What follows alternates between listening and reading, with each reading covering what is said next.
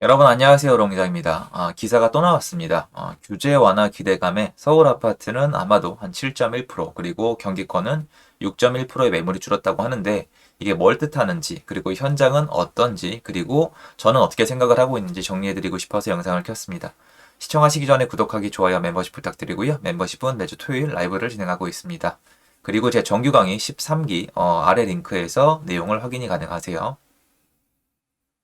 규제 완화 기대감, 서울 아파트 매물 거쳤다. 내용을 정리해보면 짧은데요. 네이버 뉴스고, 서울 아파트는 7.1% 그리고 경기권 아파트는 6.1%가 줄었다는 내용입니다.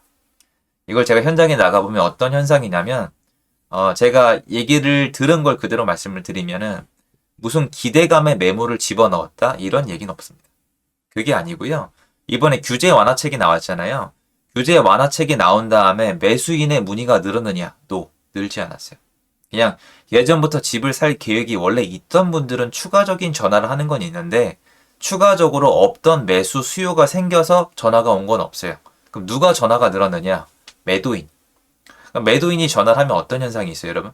이건 지금 중개사에서 있었던 일이에요. 지금 시청하시는 중개사님이 계시면 댓글을 달아주셔서 감사할 것 같아요. 근데 저도 되게 많은 분이랑 얘기를 하긴 했는데 전국에 계신 분이랑 다 얘기할 수는 없으니까요.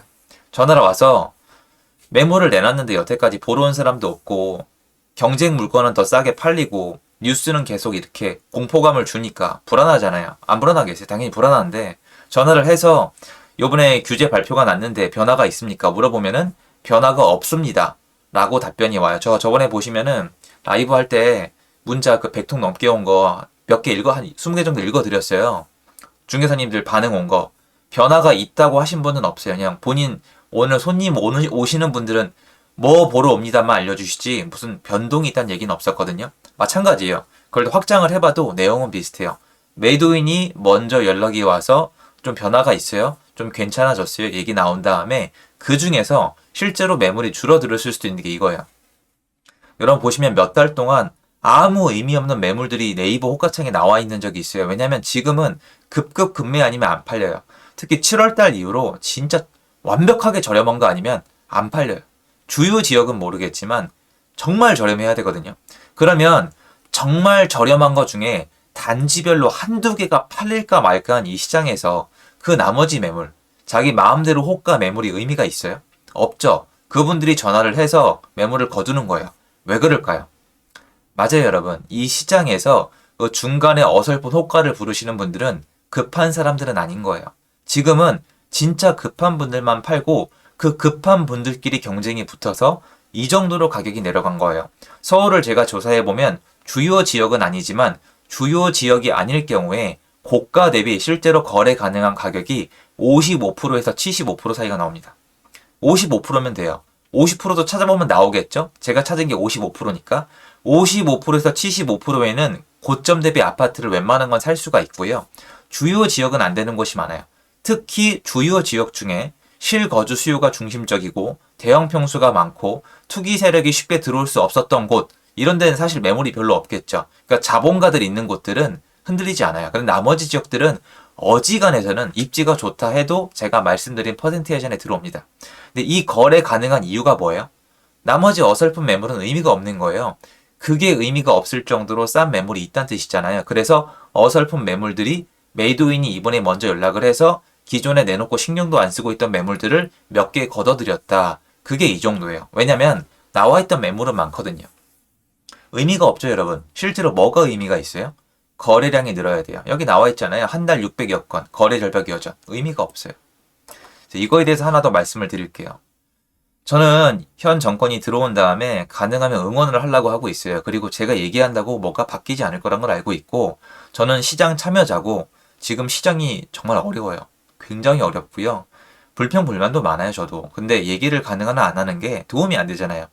여러분이랑 같이 화를 내봤자 여러분의 소중한 자산에 변화가 있는 게 아니거든요. 지난 정권에 대해 제가 아쉬웠던 건 뭐냐면 자유시장 경제를 완전 파괴했다는 거예요. 예를 다 들 수가 있어요. 임대차 3법. 전 이것도 잘 이해가 안 되고요. 그리고 15억 원 이상 대출 금지. 그 중간에 나왔던 대출 중지. 취득세 12.4%. 그리고 종부세 그냥 막 때려대는 거. 이런 거 있잖아요. 전 다 이해가 안 됐어요. 뭐 규제 지역을 묶거나 아니면은 대출의 한도를 어느 정도 낮추거나 이건 이해를 해요. 그런데 아예 거래를 못하는 방향으로 가고 정권 말기에 완전히 못을 박아버렸잖아요. 근데 문제가 있어요. 그럼 현 정권은 잘한다고 생각하느냐? 전혀 그렇지 않아요. 그냥 응원하는 마음만 있을 뿐이지 정치에 대해서는 지친 것 같아요, 저는. 왜냐면 제가 아무리 얘기도 변화가 없잖아요. 정치에서 뭔가 발표가 나오면 그걸 응용해서 우리가 살아남고 좀 더 좋은 미래를 대비할 수 있도록 노력을 해야 되는데 지금은 그 노력이 즉시 결과가 나오는 시장이 아니에요. 근데 지금 현 정권의 진짜 큰 문제는 따로 있어요. 뭐냐면 적극성과 속도예요. 사실 이렇게까지 얘기하고 싶진 않았는데 전 정권에 비하면 속도랑 적극성은요 진짜 택도 없어요. 그러니까 뭐냐면 여러분 이거를 한번 생각해 볼까요? 지금 현 정권을 겪어보니까 보이는 거죠. 저번 정권 때 김현미 장관님이나 뭐 변창흠 장관님이나 이전 정권 때 이제 기재부 장관님이나 아니면 국토부 장관님들에 대해서는 아쉬움이 컸는데 현 정권을 겪어보니까 사람이 비교가 있잖아요. 여러분 주로 얘기를 들어보면은 이 사람 저 사람 만나봐야 아쉬운 점 좋은 점이 생기잖아요. 그러니까 현 정권을 만나보니까 저번 정권의 장점이 보여요. 뭐냐면 되게 단순하고 여러분이 공감해 줬으면 좋겠는 게 뭐냐면은 본인의 정치적인 이득이 아니라 그쵸? 본인의 정치적인 이득이 아니라 현 정부의 색깔에 맞는 그리고 본인들이 옳다고 생각하는 시장을 만들기 위해서 적극적으로 공약적으로 그리고 공격적으로 정책을 썼어요. 그러니까 생각은 다르겠죠. 원하는 방향은 다르겠지만 집을 사게 하면 안 돼. 무조건 가격을 내려야 돼. 때려잡아야 돼. 건설사도 때려잡아야 돼. 다 폭리를 취하고 있어. 이게 맞다 틀리다를 떠나서 이게 맞다고 믿는 사람이라면은 취할 수 있는 행동이라는 거죠. 그냥 규제를 퍼붓는 거예요. 강력하게 아무것도 못하게. 근데 보시다시피 시장이 침체가 되면 정부 세금도 줄어드는데 그러함에도 불구하고 그냥 때려 제낀 거예요. 그리고 욕을 먹는 것도 감수했죠. 국토부 장관님 욕 엄청 먹었잖아요. 여러분 잘 생각해보세요. 김현미 장관님이 야당으로부터 욕을 먹었나요? 무지하게 먹었어요. 반시장 정책이라고. 저렇게 시장 못 잡는다고 국민들이랑 같이 욕을 했어요. 근데 꼿꼿하게 버티면서 해나가셨죠. 잘했다는 뜻은 아니에요. 근데 현 장관님은 어떻죠? 현 장관님은 그렇지 않아요. 현 장관님은 욕을 안 먹어요. 지금 야당도 욕을 못해요. 왜 욕 못하는지 아세요? 이게 진짜 스마트한 거예요. 자기들 거거든. 지금 현 국토부 장관님을 욕을 하면 자기들을 욕하는 셈이 돼요. 부분적으로. 왜? 지금 이 시스템을 자기들이 만들어서 줬거든. 맞잖아요. 그럼 더더욱 바꿀 이유가 없죠. 그런데 이건 확실히 합시다. 정권이 바뀔 때 현 정권이 뭐라고 했습니까? 자유시장으로 돌아가겠다. 옛날에 잘못된 규제를 철폐하겠다. 적극적으로 조속히 취하겠다고 했잖아요. 지금 그렇게 하고 있나요? 전혀. 그냥 본인의 정책, 본인의 어떤 정치적 영향력을 위해서 최선을 다하는 건 너무 잘 알겠어요. 본인의 정치를 위해 최선을 다하는 건 정말 최선을 다하는 건 알겠는데 지난 정권에 비해서 어떤 희생하는 부분이나 아니면 적극적으로 노력하는 부분이나 본인의 색깔을 뚜렷하게 내는 건 전혀 모르겠어요. 전 지금 한국에 우파 정권, 좌파 정권이 있는지도 모르겠고요. 지금 정권이 우파 정권인지는 전혀 모르겠어요. 제가 대학교 때 배운 우파 정권이랑 지금 정권이랑은 일치하는 부분이 별로 없어요. 그래서 모르겠어요. 그냥 어디쯤에 있나 보죠. 그래서 지난 정권이 잘했던 점들이 보여요. 훨씬 더 적극적이었고 욕먹는 걸 두려워하지 않았고 속도감 있게 밀어붙였는데 지금은 시장이 다 붕괴가 되고 경제에 악영향을 끼칠 정도로 안 좋아지고 있고 국민들의 여론이 수렴이 됐는데도 안 해요. 싫은 거죠. 왜냐면 목표가 따로 있을 테니까. 전 그렇게 보입니다. 그래서 속도가 너무 느리고 강도도 약해요. 근데 왜 그런지 알아요? 저도 안다니까. 이거잖아요. 제가 이렇게 얘기하면 아 쟤는 투기꾼이니까 빨리 규제를 풀어서 부동산이 반등했으면 좋겠구나 라고 얘기를 하시는데 완전 아니라고 말씀 못 드릴 것 같아요. 왜냐면 지금 시장이 너무 안 좋은 게 가격이 하락을 하더라도 거래는 돼야 되거든요. 그리고 여러분 가격이 하락하는 건 쳐요. 그럼 월세라도 내려가야 될 거 아니에요. 아니면 전세라도 내려가야 될 거 아니에요. 월세 오르고 전세 금리 오르고 매매가 내려가고 웃고 있는 사람은 없어요. 은행만 웃고 있단 말이에요. 그런데 만약에 전 정권이었으면 전 정권이 만약에 목표하는 바가 현 정권이 얘기하는 거였으면은 저는 거의 장담하는데 지금보다 훨씬 속도감 있게 빠르게 했을 거예요. 심지어 추진력으로 따지면은 요번에 대선 후보자님들 중에 요번에 안 되신 분 있죠. 그분이 더 강력했을 거예요. 전 그렇게 생각을 합니다. 그래서 그 부분은 굉장히 아쉽고 진짜 의지가 있는지 저는 퀘스천 마크예요. 그래서 지금 보시면은 규제 완화 기대감에 사람들이 매물을 거쳤다? 저는 어렵다고 봐요. 지금은 그게 아니고요. 매도 포기자가 나오는 거예요. 이게 현장에 이제 심심하시면 부동산 가서 물어보세요. 사람들이 규제 완화 기대감에 매물을 거두는 건지 그렇게 들릴 수도 있겠지만 제가 파악해 봤을 때는 매도 포기자예요. 매도가 안 돼요. 선택을 해야 돼요, 여러분. 뭐냐면 지금 그 가격, 여러분. 제가 말씀드렸던 그 가격에 팔아 던질 건지 아니면은 포기할 건지 선택을 하는 건데 규제도 나왔고 부동산에 전화한 김에 매물을 집어넣거나 물론 기대감이 있는 분도 계시겠죠. 체력이 되시는 분들. 하지만 지금 시장은 그게 중요한 게 아니에요. 지금은 정말 급하게 던지는 분들이 팔 수라도 있는 시장이라도 만들어 놔야 되는데 그 반증은 거래량에 나와야 돼요. 거래량이 저거보다 늘어야 돼요. 여러분 거래량이 2,000건이 돼도 완전 거래 마른 거예요. 2,000건 나와도. 지금 600건이 600건. 거래가 아예 전멸이가 없는 거거든요. 그러면 시장을 정상이라고 표현할 수가 없어요. 이건 절대 불가능한 거예요, 여러분. 지금 시장은 정상이 아니고 파괴되어 있는 건데 정부는 복구할 생각이 없어요. 근데 예전 정권이 만약에 지금 정권의 어떤 철학 사상을 갖고 있었으면 지금보다 훨씬 더 많이 복구됐을 거란 생각이 들 정도로 지금 속도랑 이런 게 느려요. 그런데 제가 이 얘기하면 욕먹기 딱 좋잖아요. 근데 그게 하기 싫은 거예요. 그런데 전 정권은 그래도 했어요. 전 그래서 지금을 보면서 약간 이해가 돼요. 뭐가 이해가 되냐면 저도 제 입으로 이 얘기할 줄 진짜 몰랐거든요, 여러분. 근데 듣고 조금 의아한 분도 계실 건데 왜 지금 시장이 이런데도 그리고 저번 정권 때 부동산이 그렇게 폭등했는데도 왜 여전히 지지한지 알 것 같아요. 왜 그러냐면 내가 맞다는 거를 행동함에 있어서 적극성이 있고 노력하는 모습이 보이잖아요. 그럼 지지하지 않을까요? 현 정권을 지금 지지했던 분들, 자유시장으로 돌아갈 거라고 기대했던 분들 지금 부응하나요? 노력하는 게 느껴져요? 아니 의지가 보여져요? 전 안 보이거든요. 본인의 꿈은 알겠어요.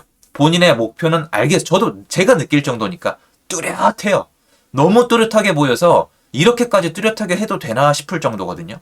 그런데 정권의 색깔, 국민들이 원했던 거, 국민들과의 약속은 저는 온데간데 없는 것 같아요. 흉내는 내고 있죠. 근데 이런 거예요. 대학을 가겠다는 친구가 있어요. 근데 공부는 열심히 해. 공부 열심히 하는 사진도 찍어 올리고 인스타에 올리고 공부하는 그것도 유튜브로 찍어서 올려. 근데 성적은 안 나와. 성적이 나올 리가 없어. 왜냐면 진짜 공부를 안 하기 때문이야. 근데 이 사람의 목표는 뭐죠? 맞아요. 인스타랑 유튜브인 거죠. 전 그래 보여요. 그래서 되게 많이 아쉬운데 뭐 이제 와서 어떻게 하겠습니까? 그래서 이거는 의미가 없다는 거고요. 시장이 전혀 회복되고 있지 않고 규제가 완화책이 나왔을 때 제가 말씀드렸잖아요. 이거 의미 없다고. 아예 의미 없다고 말씀드렸었잖아요. 왜 그러냐면 지금 포인트가 이게 아니거든요. 그리고 이딴 식으로 해서 될 게 아니에요. 지금 시장이 어느 정도로 심각한지 전혀 감을 못 잡고 있는 것 같은데 이대로 가면 부작용이 계속 나오겠죠. 뭐. 근데 오늘 또 지금 금리 인상 발표가 났어요. 베이비 스텝 0.25% 25bp를 올렸는데 그게 사실은 지금 한국은행 총재님이 예전 이제 문재인 정권에서 나왔던 인사인데 전 잘했다고 봐요. 조금 올려서 잘했다는 게 아니에요, 여러분. 외화가 유출이 되면서 금리가 폭등을 했어야 되는데 지금 금리가 폭락을 하고 있어요. 물론 앞으로 좀 지켜봐야 되겠지만 이게 왜 그러냐면 한국은 변동금리가 60%거든요. 미국은 고정금리가 80%예요. 약간 틀릴 수도 있습니다, 여러분. 그럼 보시면 한국이랑 미국이랑 금리를 바꿨을 때 영향력이 달라요. 미국은 금리를 올려봤자 영향을 받는 사람이 훨씬 더 적어요. 다 이미 고정금리로 받아놨으니까.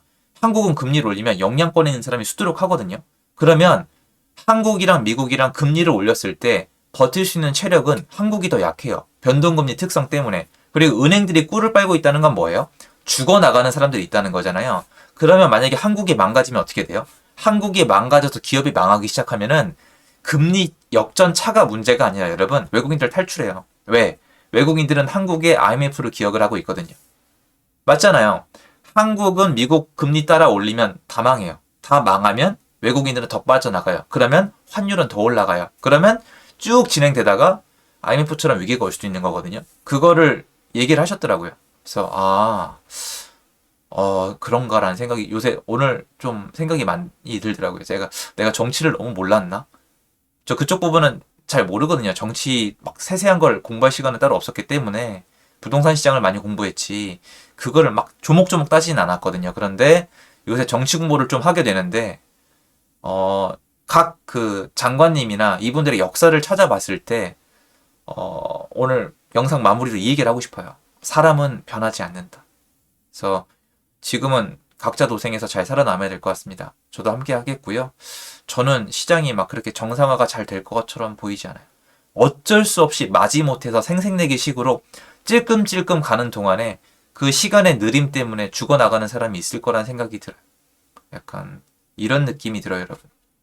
잔인한 얘기인데 교통사고가 나면은 이 119 차가 아니라 병원에서 온 일반 사제 앰뷸런스는 타면 안 되거든요. 왜 그러냐면 지금은 없어졌을지 모르겠는데 본인들 병원으로 데려가요. 또는 차를 끌고 와서 내가 영업하는 카센터로 끌고 가요. 그러니까 본인의 취지는 좋아요. 환자를 이송하겠다. 차를 수리할 수 있는 곳으로 옮겨가겠다. 이건 맞는데 본인의 이득이 더 크죠. 우리 병원으로, 우리 카센터로. 그게 아니라 환자를 살려야 돼요. 자동차를 잘 고쳐야 된단 말이에요. 그러니까 가까운 데로 옮겨줘야 되는데 그게 목적이 아닌 사람이 많은데 요새 그런 느낌이 드는 건 저뿐인지 잘 모르겠습니다. 그래서 여러분 응원하고요. 같이 힘냈으면 좋겠습니다. 제 영상 여기까지입니다. 감사합니다.